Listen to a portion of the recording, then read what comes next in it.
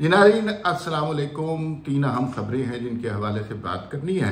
एक तो एहसन इकबाल साहब ने, जो कि वज़ीर हैं मौजूदा PDM के इत्तेहाद के वफाकी वज़ीर हैं, और उन्होंने कुछ इस तरह की बात की कि IMF जो है वो हमें बड़ी मुश्किल में डाल रहा है और IMF के मुतालबात मानना मुश्किल होता जा रहा है, लेकिन हम एडमेंट हैं कि हम IMF के साथ चलेंगे और हमारा ये पक्का इरादा है। अच्छा, ये जो है बयानिया कि हम जो है सियासत नहीं रियासत बचा रहे हैं, ये इंतहाई गलत बयानिया है। और एहसन इकबाल साहब का तो ये सिर्फ एक जुमला ही है, लेकिन इस जुमले के असरात आम आदमी पर क्या पड़ रहे हैं वो बहुत ज़्यादा खौफनाक है। और हुकूमत को अगर इसका इदराक नहीं है तो वो बहुत बड़ी बेवकूफ़ी कर रहे हैं कि जिस तेज़ी से महंगाई बढ़ रही है वो बहुत तकलीफदेह लोगों के लिए होती जा रही है। एक इस मौजू पे कि IMF के मुतालबात और हुकूमत की कारकर्दगी, इस हवाले से। दूसरी बात ये है कि काफ लीग का इजलास और PTI के इत्तेहादियों का इजलास, एक पार्लिमानी इजलास 2 जनवरी को तलब कर लिया गया है और उसके अंदर जाहिर है वो एतमाद के वोट के हवाले से बात होगी। तवक्को ये की जा रही है कि उस इजलास में 187 नंबर पूरे किए जाएंगे और पूरे करके मीडिया को दिखाए जाएंगे और नहला धुला के वो सारे मेंबरान आपके सामने पेश किए जाएंगे। और 187 नंबर ना हुए पूरे 2 जनवरी को तो क्या होगा, और अगर पूरे हो गए तो क्या होगा, इस पे बात करेंगे। आपको याद है कि चेयरमैन सेनेट का जब इलेक्शन था तब जो PDM ने भी बंदे तो पूरे कर लिए थे, 64 बंदे थे, लेकिन जिस दिन वोट पड़ा था उस दिन कहानी कुछ और निकली थी। तो वो सारों के ज़मीर ने अचानक ही जो है लब्बैक कहा और आवाज़ दे दी और उसके बाद अपनी सफ़ों में से बंदे गायब हो गए।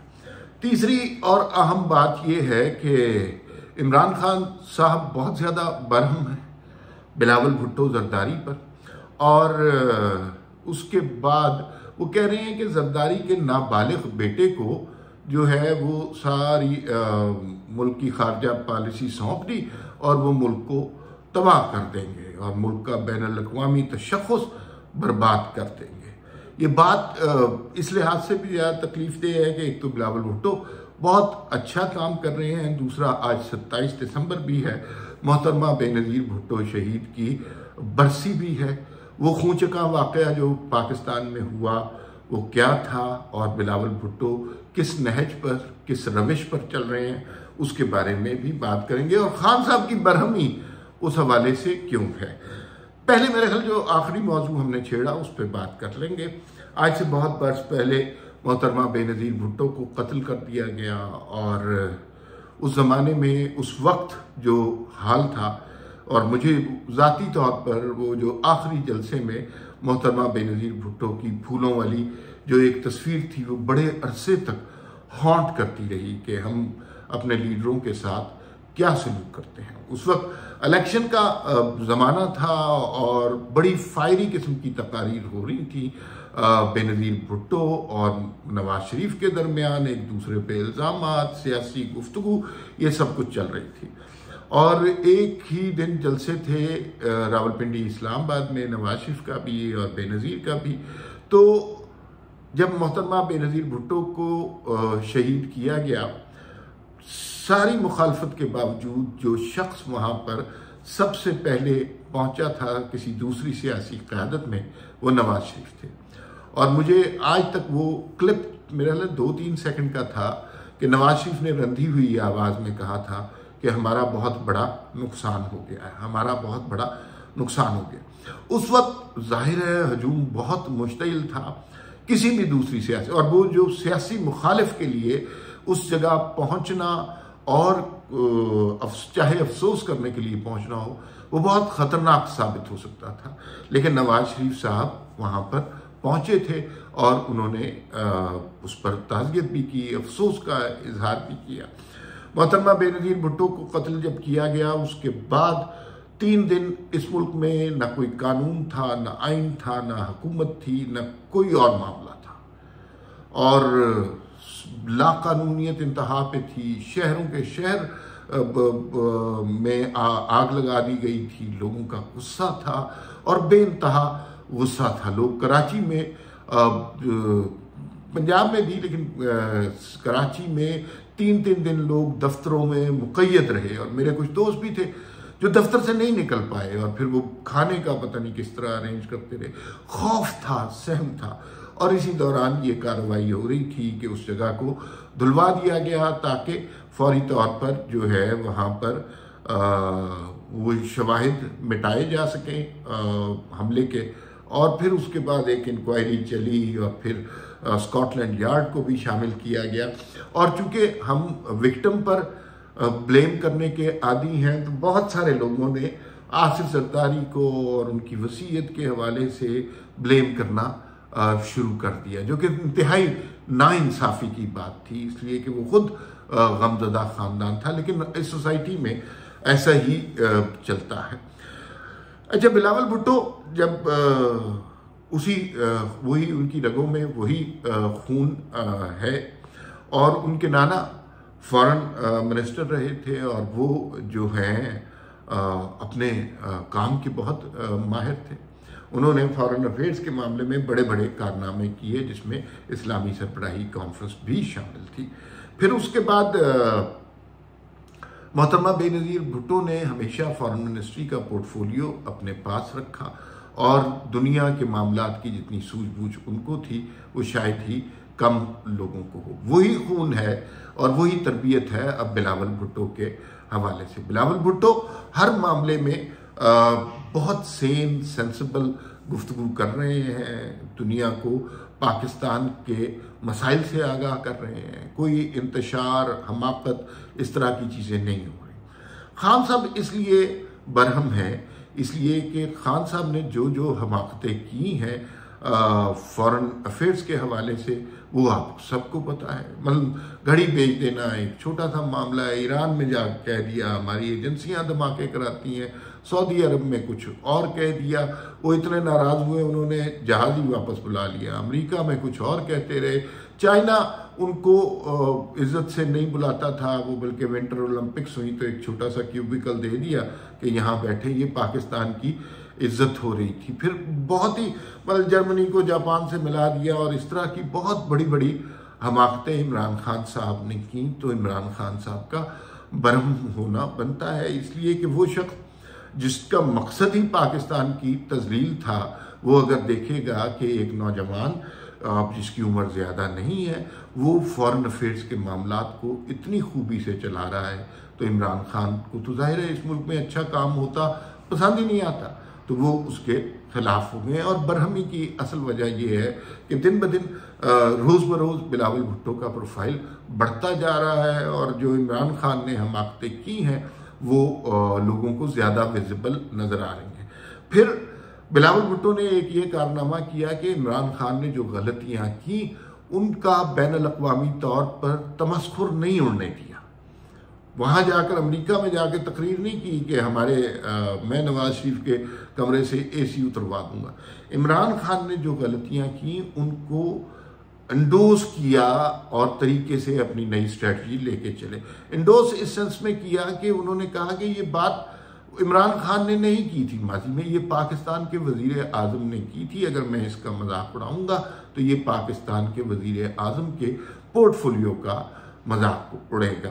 तो इमरान खान जाहिर है इस सूरत हाल से नाराज़ होंगे। बिलावल भुट्टो ने कहीं जाकर इंटरनेशनली इमरान खान के खिलाफ कोई बात नहीं की और इमरान खान ने हर जगह हर मुल्क में यही बात की और पाकिस्तान का मजाक उड़वाते रहे कि ये चोर, डाकू, करप्शन, मोबाइल का इस्तेमाल और इस तरह की बातें करते रहे फॉरेन अफेयर्स के मामले में, जो कि इंतहाई अहमकाना गुफ्तगू थी। तो उनकी बरहमी बिल्कुल बनती है। दूसरा मामला काफ लीग का, आपको पता है कि वो जो है लर्जा बरंदाम ही है काफ लीग की जो सारी सियासत है और हुकूमत है।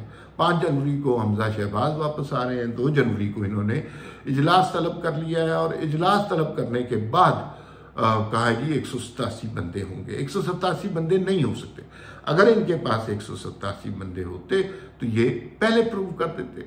दूसरा, एक फवाद चौधरी साहब ने इल्ज़ाम लगाया और कुछ और लोगों ने भी इल्ज़ाम लगाया कि हमारी ख़वातीन MPAs को बड़े पैसे जैसे ऑफ़र हो रहे हैं, ये वो, जिसका ना कोई सबूत है ना कोई दलील है, बस ऐसे ही इल्ज़ाम लगा दिया। ये वही काम कर रहे हैं इस वक्त, नून लीग के लोगों के साथ राब्ते कर रहे हैं, पैसे ऑफ़र कर रहे हैं ताकि परवेज़ इलाही की वजारत को बचाया जा सके।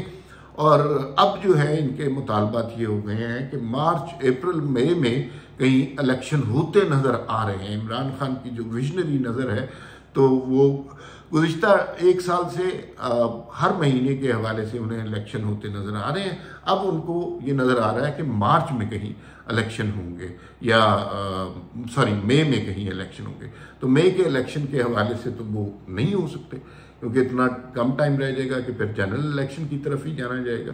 तो ये नए इलेक्शन का ख्वाब ही रहेगा। दूसरा, आहिस्ता आहिस्ता उन्होंने जनरल आसिम मुनीर की तारीफ़ें करना शुरू कर दी कि अब हमें नादीदा कॉलें नहीं आती। पहले भी नहीं आ रही थी, पहले भी ये झूठ बोल रहे थे, लेकिन अब चूँकि नई इस्टेब्लिशमेंट को प्लीज़ करना है और जैसे ही जनरल आसिम मुनीर जाएंगे तो उनके खिलाफ गालम गलोच का जो तूफ़ान आएगा उसकी बुनियादी क़यादत इमरान खान साहब कर रहे होंगे। ये आप याद रखिएगा, जब भी वो जाएंगे, 3 साल बाद, 6 साल बाद, जो भी चला गया उसके सामने बात करने की जरूरत नहीं हुई। आखिरी महीने में ये गंद डालते हैं। आखिरी बात एहसन इकबाल साहब की, उन्होंने कहीं एतराफ़ किया कि भाई महंगाई हो गई है, लेकिन हम IMF के साथ साबित कदमी के साथ चल रहे हैं। ये बहुत सादगी से बात करती है। एक मिनिस्टर के पास बहुत सारे ज़राए होते हैं, उसके लिए एक प्रेस कॉन्फ्रेंस में एक जुमला कहना बहुत सहल होता है, लेकिन जिस अजाब से और जिस अताब से आम आदमी आजकल गुजर रहा है वो आप सोच नहीं सकते। कम से कम हुकूमत वो नहीं सोच रही। आप जो चीज़ भी खरीदने जाएं उसकी कीमत कम से कम दुगनी हो गई है और बात जगह 3 गुना भी हो गई है। मतलब 100 रुपये की चीज़ अब आराम से 200 रुपये की मिलती है, 250 रुपये की भी मिलती है। तो वो आदमी जिसके नाम पर वोट लेते हैं, वो जिसकी 30-40 हज़ार रुपया तनख्वाह है और उसकी तनख्वाह में कोई इजाफा नहीं हुआ, या अगर इजाफा हुआ होगा तो 2000 रुपया इजाफा हो गया होगा, उसके लिए घर चलाना किस कदर मुश्किल हो गया है। और इस सूरत हाल का हल कोई नहीं नज़र आ रहा। ये अगर दावे सारे के मुल्क में तरक्की हो रही है, महंगाई कम हो रही है, ये प्रेस कॉन्फ्रेंसेस तक महदूद रहे, तो फिर वो नारा इंतहाई गलत साबित होगा कि हम सियासत नहीं रियासत बचाने आए हैं। इंतहाई अहमकाना नारा होगा, क्योंकि इस नारे का ये मानी होगा कि हम अपने आप को तबाह बर्बाद करने आए हैं, हम अपनी सियासत, अपनी जिद्दोजहद को आग लगाने आए हैं, हम अपनी सारी पॉलिटिकल एफर्ट को गटर में फेंकने आए हैं। इसलिए कि आम आदमी को इस वक्त न किसी बयानिए से गर्ज है, न किसी और चीज़ से गर्ज है। उसने अपने डेली अफ़ाल चलाने हैं, उसने अपना चूल्हा जलाना है, और उसके लिए हुकूमत की तरफ से जो इक़दाम हो रहे हैं उसका चूल्हा जलना दिन ब दिन मुश्किल होता जा रहा है। उसकी ज़िंदगी अजाब का शिकार है महंगाई की वजह से। और ये बयान कर दे देना काफ़ी नहीं है कि हम मईशत ठीक कर रहे हैं, IMF के मुआहदे पर साबित कदमी के साथ अमल दरामद कर रहे हैं, ये काफ़ी नहीं है। इसके अलावा आपको अवाम की फलाह करनी है, जिसमें मौजूदा हुकूमत बुरी तरह नाकाम रही है। फिलहाल इतना ही, फिर मुलाकात होगी। अल्लाह हाफिज़।